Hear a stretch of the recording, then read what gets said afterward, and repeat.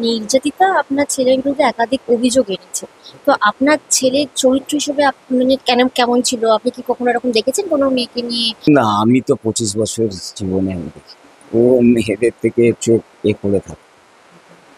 হ্যাঁ, কেন আমি যেটা দেখিনি সেটা বলবো না, আমার ছেলে বলে না, ও বরাবরই একটু আহ, মানে এই পড়বো করবো, ব্যাস।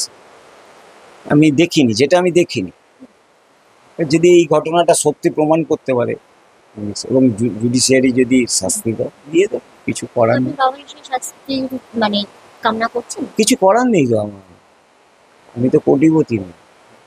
বিভিন্ন কালকে আমি খুব শকিং, কারণ হচ্ছে কালকে আমি অনেক মিডিয়াকেই বাইট দিয়েছি।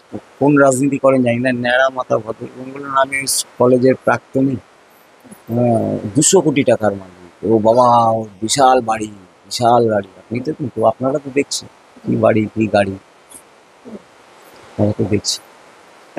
কাচারি গরম করছে রাজনীতি কারবারিরা, করুক তারা তাদের।